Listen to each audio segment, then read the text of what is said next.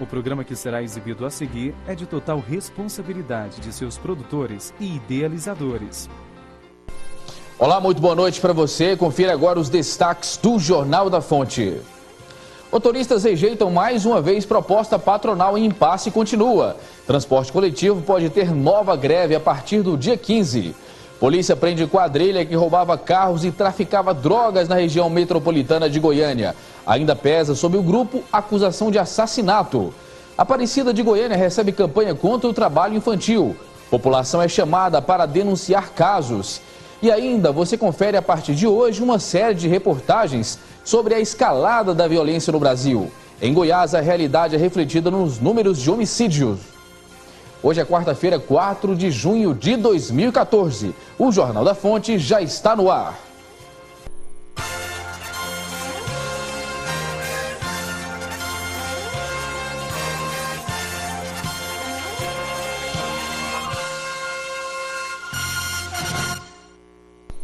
E hoje a Polícia Civil apresentou parte de uma quadrilha que roubava carros, traficava drogas e até matava para alcançar os objetivos. O grupo agia em Goiânia e região metropolitana. Ao todo, 12 pessoas foram presas.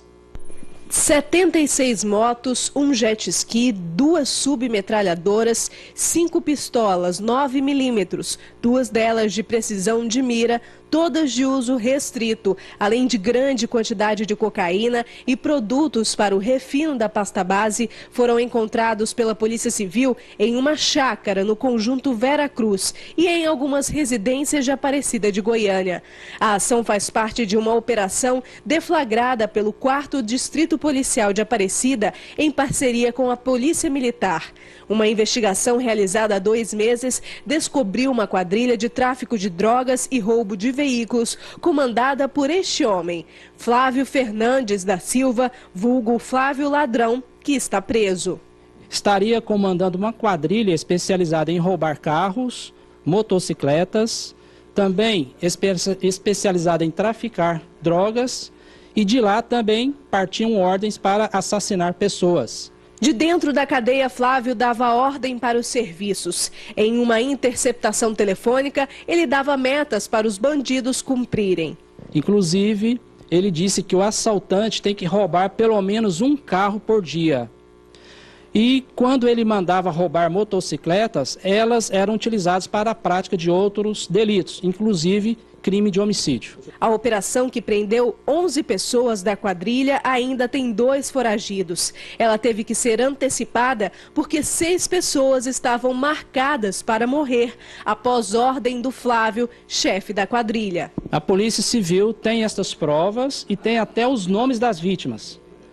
Estas vítimas serão chamadas para deporem na delegacia para descobrir, para a Polícia Civil apurar por qual motivo elas iriam morrer. E o ato de manifestar está em alta. Inclusive, uma das palavras de ordem dos manifestantes é que o gigante acordou. E em meio a protestos sobre transporte coletivo, segurança e aumento salarial de diversas categorias, os cristãos também decidiram soltar a voz. Nós estamos recebendo agora o organizador dessa manifestação evangélica, Cláudio Guerra. Cláudio, muito boa noite, tudo bem com você? Tudo bem. Boa noite aos nossos ouvintes, né? Aqui estão nos assistindo na TV Fonte, né? Jornal da Fonte. E nós estamos aí.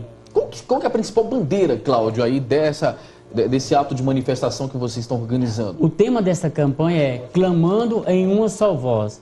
Né? Tem uma passagem bíblica que fala que se o meu povo se humilhar e ouvir, né, se humilhar e arrepender de seus maus caminhos, então eu ouvirei do céu, perdoarei os seus pecados e sararei a sua terra. Então, nós estamos assim, então nós vamos clamar, né, clamar a Deus para que Ele venha, né, nos dar um suporte espiritual. E depois que nós fizermos esse clamor, aí nós vamos clamar nas assembleias legislativas, nos palácios, nós vamos na praça cívica, pedir aos governantes para que eles olhem, né, a respeito desses tratamentos, de criar, né, programas que venham tirar as pessoas das drogas, um centro de tratamento aos viciados, aos drogados. Então, esse é o nosso clamor. Primeiro vocês vão, como os evangélicos e muitos cristãos fazem, pedir uma orientação espiritual a Deus para ver, sentir de Deus o que deve ser feito para depois agir aqui no material. Isso realmente é isso. Então nós vamos estar fazendo essa manifestação, né? Já vai ser no próximo domingo agora, dia 8, né? Nós vamos começar pelos bairros. Então nós vamos fazer, essa é a primeira, viu, Segismar? Das outras que vão acontecer. Aí nós vamos começar pelo bairro Goiás. E vai começar dia 8, agora no domingo, às 9 horas da manhã. Você que está nos assistindo, pega suas bandeiras, suas faixas, escreve frases de paz, diga não às drogas, diga não à violência, e vamos para a praça, né? Lá na Praça da Bandeira vai ser o término dessa carreata, e lá já estamos contando com um trio elétrico, e nós vamos estar clamando a Deus, né? Para que Ele venha olhar para nós, e as autoridades também venham ver que o povo também está clamando, pedindo socorro. Cláudio, no ano passado nós iniciamos essa onda de manifestações e, na opinião de alguns especialistas, naquele dia de junho, não me lembro a data específica, inclusive em Goiânia se reuniu aí, de acordo com a Polícia Militar, mais de 20 mil pessoas, né, em várias capitais se reuniram, só que cada um estava com um foco diferente e os especialistas, alguns relatam que, como isso aconteceu, não deu em nada porque não tinha um foco. É diferente de vocês têm um foco, tem um assunto, tem temas a serem tratados. Tem temas a serem tratados, principalmente. Então nós vamos clamar a Deus primeiro. Nós não vamos clamar à sociedade, aos governantes. Primeiro nós vamos clamar a Deus, pedir uma orientação de Deus. E depois que nós clamarmos a Deus, aí Deus vai agir por nós. Aí nós vamos clamar às autoridades. Então, essa carreata ela vai ser a primeira dos bairros. Depois nós vamos pegar os principais bairros e vamos fazer outras. Quando chegar uma determinada carreata, aí nós vamos juntar todos esses bairros, aí nós vamos para a Praça Cívica, nós vamos para a Assembleia Legislativa, nós vamos para as câmaras, e aí nós vamos exigir aquilo que Deus nos orientou, que é trabalhar. Existem mães que estão clamando por socorro, clamando por misericórdia, e a gente vê essas coisas acontecendo e a gente não podemos fazer nada. Então, as autoridades, elas têm em suas mãos o domínio de fazer alguma coisa. Porque o governo, se ele quiser fazer, ele faz. Ele tem condições de investir em um centro de tratamento aos drogados para que possa atender uma demanda maior de viciados em droga. É igual aqui, ó, o programa Crack é Possível Vencer, criado pelo governo federal em 2011. Liberado mais de 4 bilhões de reais em prol desse programa. Então, eu estou muito feliz. Se o governo começar e não terminar, porque tudo que começa, muitas das vezes, chega até um determinado momento, para por ali, muda de governo, muda de estratégia e aquele projeto fica parado. Então nós vamos, já que começou Crack é Possível Vencer, então nós vamos correr atrás disso, e o principal objetivo disso é fazer com que essas mães tem um suporte, tem alguém que está lutando por elas. E é isso que nós vamos sair para a rua, nós vamos clamar junto com a pastora Lourdes, pastor Eurípides, as igrejas estão se envolvendo. Essa carreata é uma carreata que não tem bagunça, não tem quebra-quebra. Ela só vai ter uma só voz, clamando a Deus. Quem quiser participar, quem quiser aderir a essa manifestação e se juntar a vocês, como deve proceder, Cláudio? Olha, tem um endereço, Avenida Vila Boa, quadra 57, lote 8, bairro Goiás 2. O meu telefone é 8101-5774. 8101-5774. Você que quiser unir-se a nós, você vai estar me ligando e nós vamos estar confirmando a sua presença no próximo domingo, às 8 horas da manhã. E aí você que tem moto, você que tem carro, tem bicicleta, tem cavalo, tem tudo que tiver, vamos lá, você vai participar conosco. Nós vamos fazer um movimento, e esse movimento eu estou esperando aproximadamente umas 1000 pessoas para esse movimento. Nós vamos aí começar esse movimento e terminar a noite no mesmo endereço com chave de ouro. Cláudio, você fez o convite aí, mas é para pessoas queiram manifestar sem desordem, né, Cláudio? Não, essa manifestação era uma manifestação do povo de Deus. E o povo de Deus não tem bagunça, né? É diferente.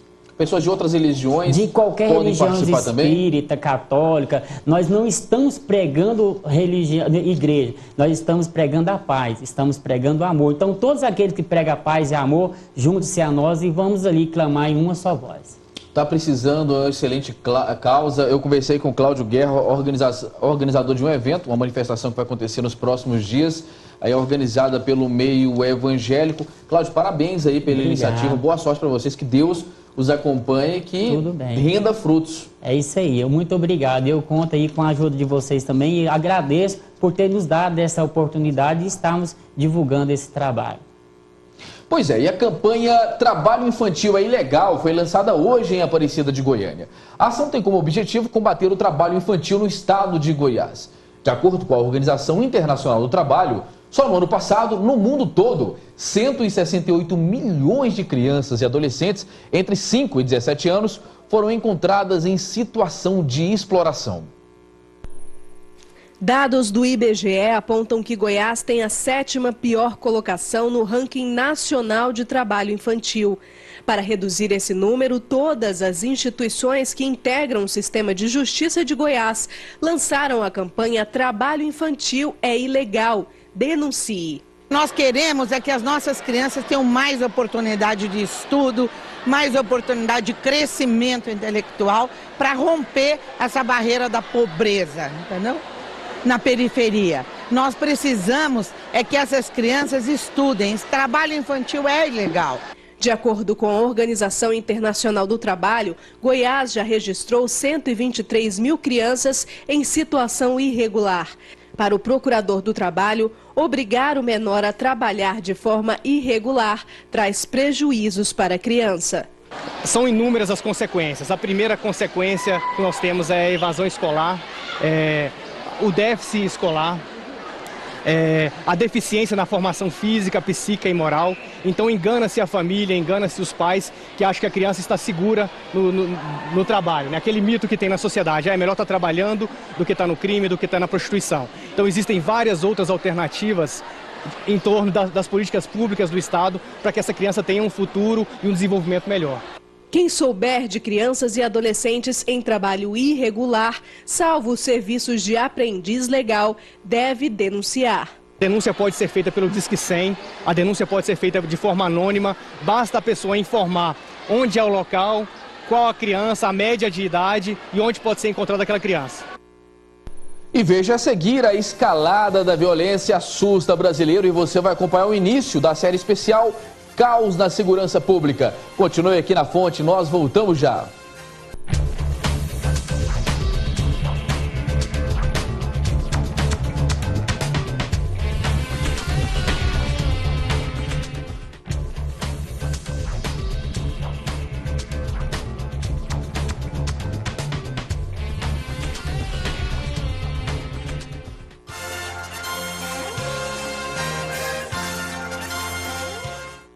E os candidatos a uma vaga no Sistema de Seleção Unificado SISU têm até às 11 horas e 59 minutos de hoje para se inscreverem. Para participar é preciso ter feito o Exame Nacional do Ensino Médio ENEM e, segundo o Ministério da Educação, até a noite de ontem quase 900 mil candidatos haviam feito inscrição.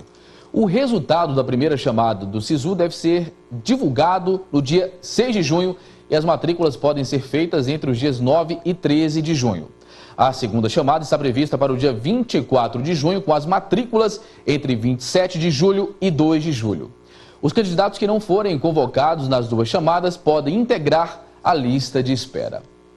E de hoje até sexta-feira você confere a série Caos na Segurança Pública. Nós vamos mostrar a escalada da violência em Goiânia e Aparecida de Goiânia e também os números do estado. Hoje você confere como os assassinatos se dividem no mapa da capital. Um sentimento que tem se tornado cada vez mais comum aos goianos: o medo. Nos 4 cantos do estado, em bairros nobres e periféricos, ele está cada vez mais presente. Nos últimos anos, a sensação de insegurança tem aumentado em Goiás. E essa sensação não é por acaso. De acordo com dados da Secretaria de Segurança Pública, de janeiro a abril desse ano, foram registrados 870 homicídios no estado.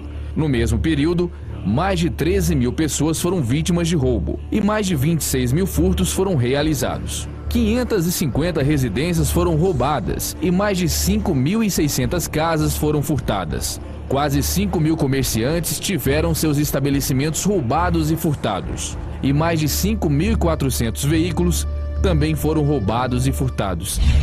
Em 2013, a ONG mexicana Conselho Cidadão pela Seguridade Social Pública e Justiça Penal realizou uma pesquisa para saber quais são as cidades mais perigosas do mundo. O estudo considerou Goiânia como a 28ª cidade mais violenta do planeta. A capital apresentou uma média de 45 homicídios para cada 100 mil habitantes.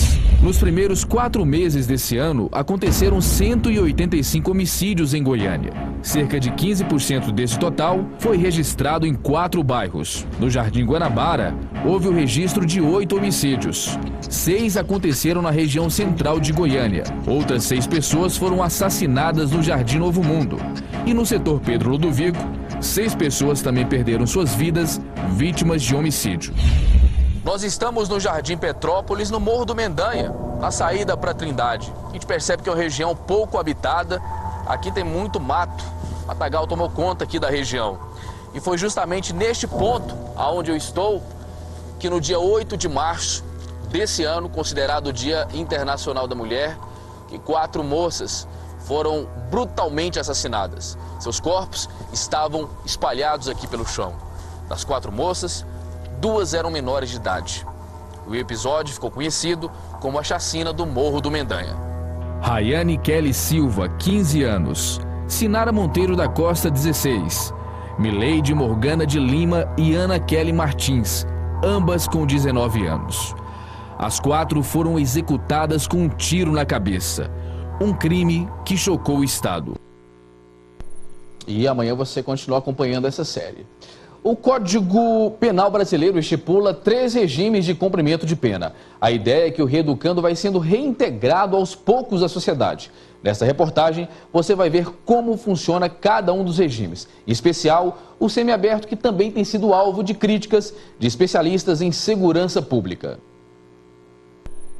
No Brasil, o Código Penal de 1940 estipulou 3 tipos de pena em caso de condenações. Fechado, quando o preso não sai e pode trabalhar internamente, e o semiaberto, que é a fase intermediária da execução penal, conforme explica este advogado criminalista. O regime semiaberto, ele é uma das formas de execução penal onde a pessoa que é réu primária e que foi condenada a uma pena superior a 4 anos e não exceda 8 anos, ela vai começar o regime, então, presa, porque há uma diferença que as pessoas pensam que o semiaberto, a pessoa só dorme na cadeia, ela está presa, mas ela tem a liberdade para sair para trabalhar e então retornar ao presídio e passar a noite lá.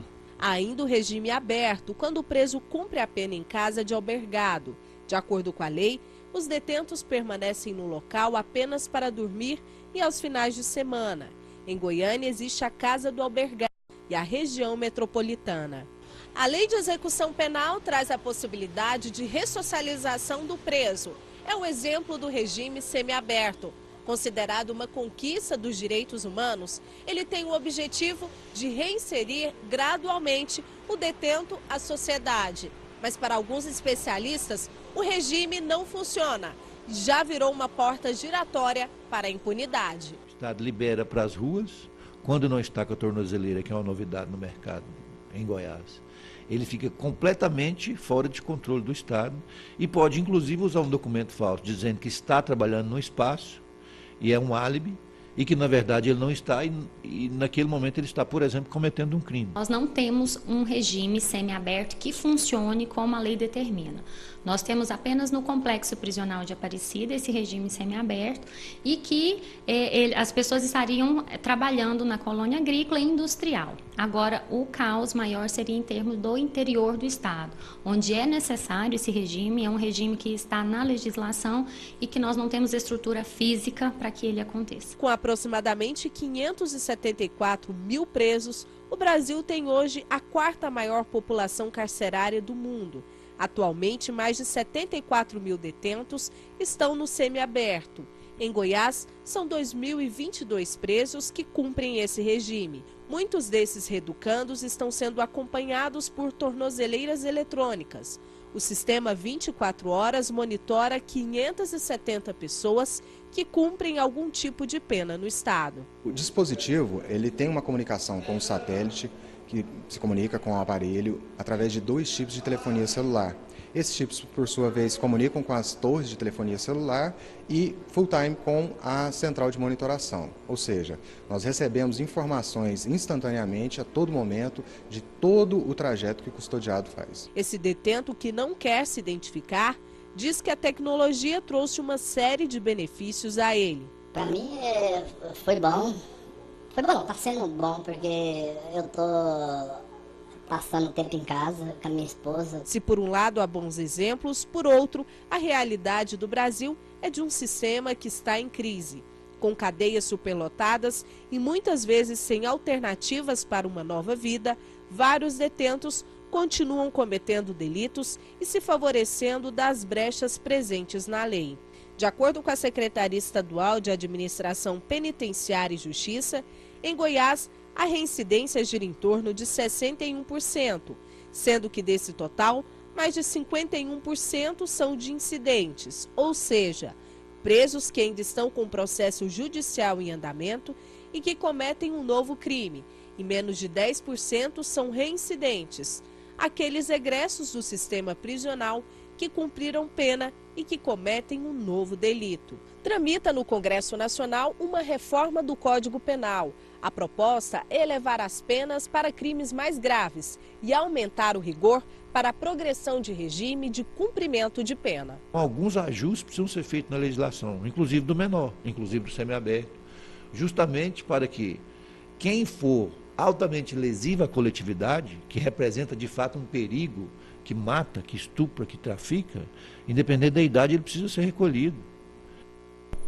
Pois é, e uma última informação, agora há pouco, hoje à tarde, houve uma reunião entre os motoristas, onde a classe se reuniu com os patronais, com seus patrões, os sindicatos estiveram presentes e não chegaram a nenhum acordo. Porém, foi marcada uma nova reunião, na verdade, uma assembleia para o próximo dia 15 desse mês, e até lá eles chegaram a um acordo onde não haverá indicativo de greve.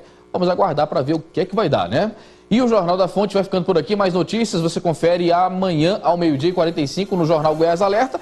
Na sequência você fica com os principais destaques do futebol com Luiz Duarte e toda a sua equipe. Ô Luiz, o nosso coração, todo mundo está muito focado na seleção, mas temos uma última rodada ao longo da semana dos brasileiros, né? Boa noite. Boa